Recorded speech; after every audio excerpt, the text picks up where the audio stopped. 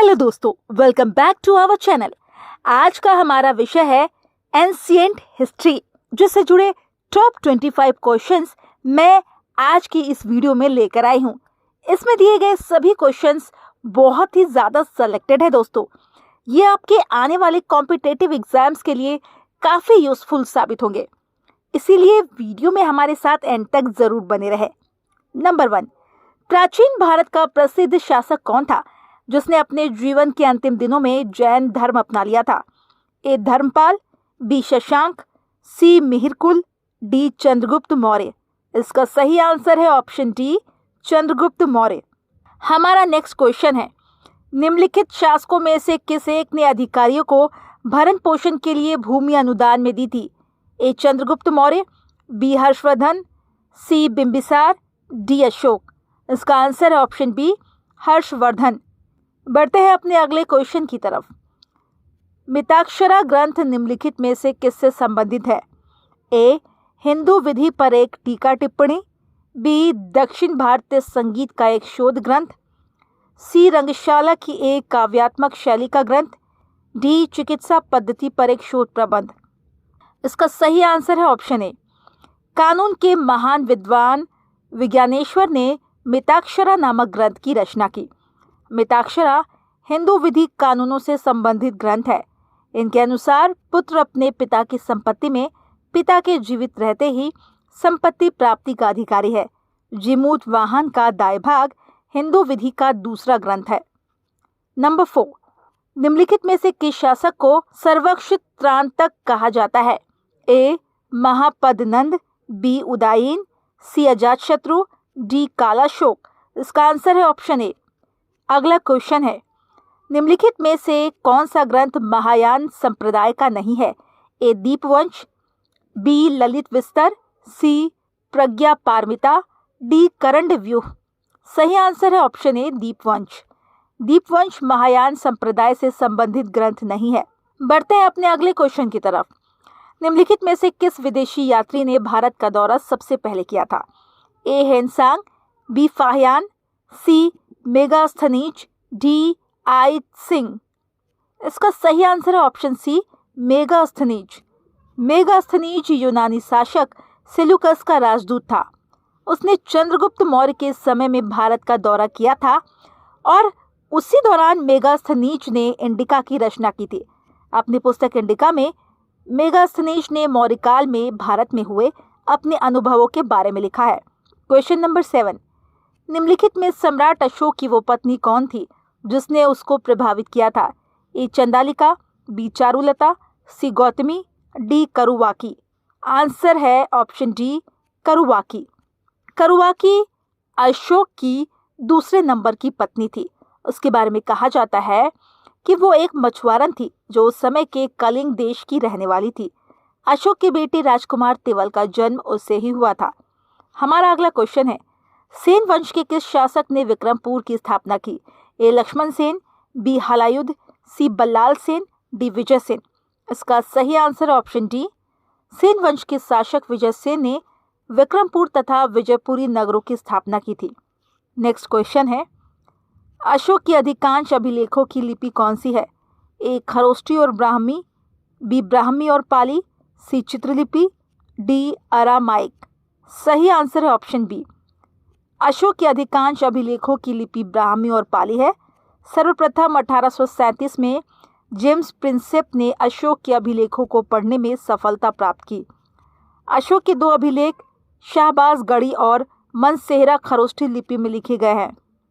अगला क्वेश्चन है, चोल वंश का अंतिम शासक निम्नलिखित में से कौन था? ए कुलोत्तुंग तृतीय, बी राजेंद्र तृतीय, सी विक्रम चोल, डी अधिराजेंद्र। सही आंसर है ऑप्शन बी, चोल वंश का अंतिम शासक राजेंद्र तृतीय थे। चोल वंश सभी दक्षिण भारतीय राजवंशों में सबसे महान राजवंश था। विजयालय चोल को चोल वंश का संस्थापक माना जाता है। हमारा नेक्स्ट क्वेश्चन है, भारत सरकार द्वारा प्रयोग में आने वाला शक संवत किसने प्रारंभ किया था? ए कनिष्क, बी विक्रमादित्य, सी समुद्रगुप्त, डी अशोक। इसका सही आंसर है ऑप्शन ए, कनिष्क। कुषाण राजा कनिष्क ने 78 ईस्वी में शक संवत की शुरुआत की थी। बढ़ते हैं अपने अगले क्वेश्चन की तरफ। ग्रीक लेखकों द्वारा अग्रमीज या जैनरमीज किसे कहा गया है? ए अजातशत्रु, बी महापद्नंद, सी कालाशोक, डी धनानंद। इसका सही आंसर है ऑप्शन डी धनानंद। अगला क्वेश्चन है, गांधार कला किसके अधीन फली फूली थी? ए कुषाण काल, बी सातवाहन काल, सी गुप्त काल, डी मौर्य काल। सही आंसर है ऑप्शन ए कुषाण काल। क्वेश्चन नंबर 14, संगम साहित्य में नडुकल निम्नलिखित में से किसे कहा जाता था? ए भारत रोम व्यापार में एक निर्यात की वस्तु थी, बी स्मरण प्रस्तर के अर्थ में प्रयुक्त होता था, सी नाड़ुओं पर एक कर था, डी वेलिर राजा से संबंधित था। इसका सही आंसर है ऑप्शन बी।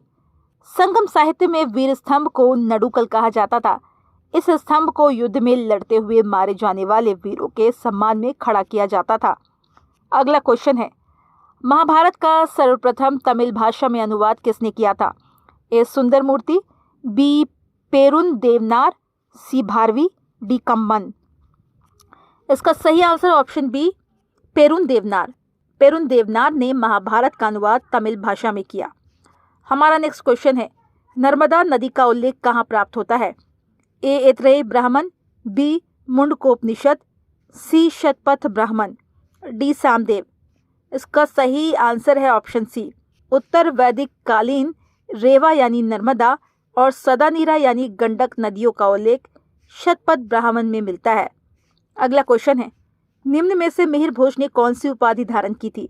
ए आदिवरा, बी परम भट्टारक, सी परम भागवत, डी महाराजाधिराज। सही आंसर ऑप्शन ए आदिवरा। मिहिर भोज को भूजा एक भी कहा जाता है। यह भारत के गुर्जर प्रतिहार वंश के शासक थे। वो भगवान विष्णु के भक्त थे और उन्होंने ही आदिवरा की उपाधि धारण की थी।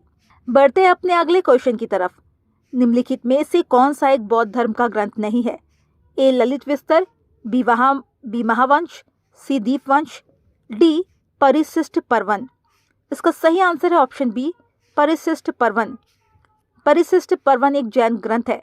इस ग्रंथ के लेखक हेमचंद्र हैं। ये अपभ्रंश भाषा का प्रथम व्याकरण ग्रंथ है।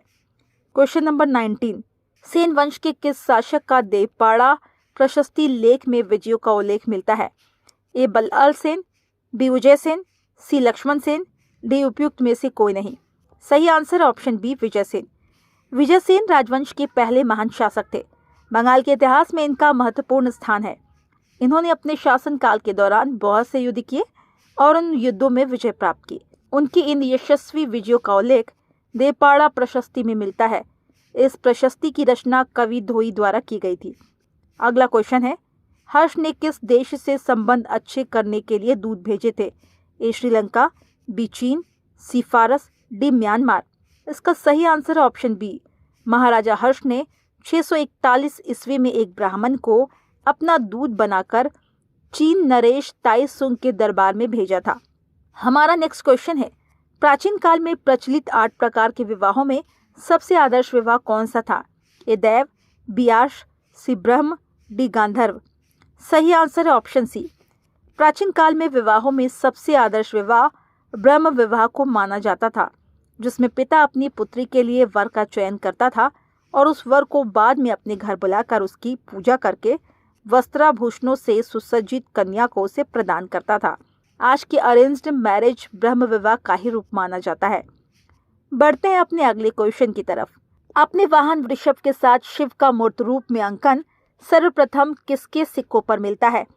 ए विम कडफिसस, बी रुद्र दामन, सी हुविष्क, डी शशांक। इसका सही आंसर ऑप्शन ए। कुषाण वंश के शासक विम कडफिसस के स्वर्ण और ताम्र सिक्कों पर सबसे पहली बार वाहन वृषभ के साथ शिव का मूर्त रूप में अंकन मिलता है। हमारा नेक्स्ट क्वेश्चन है, अशोक के अधिकांश लेख पाली भाषा में हैं। इसका प्रमुख कारण निम्नलिखित में से क्या है?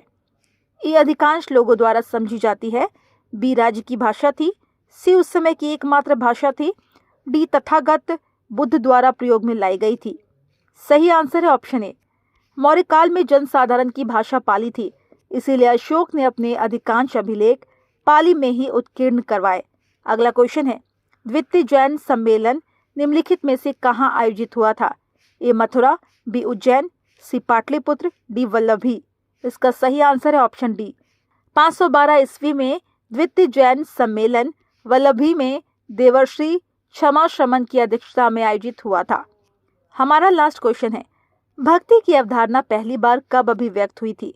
ए उपनिषद श्वेताश्वतर में, बी ऐतरेय ब्राह्मण में, सी छांदोग्य उपनिषद में, डी शतपथ ब्राह्मण में। इसका सही आंसर है ऑप्शन ए। सर्वप्रथम भक्ति का उल्लेख श्वेताश्वतर उपनिषद में मिलता है। वैष्णव धर्म ने भागवत संप्रदाय के रूप में सर्वप्रथम भक्ति आंदोलन शुरू किया था। तो दोस्तों आज के लिए फिलहाल इतना ही। इन 25 में से कितने क्वेश्चंस के आंसर आपको पहले से पता थे? अपना जवाब हमें कमेंट में ज़रूर बताइए। वीडियो पसंद आई हो तो वीडियो को लाइक करें।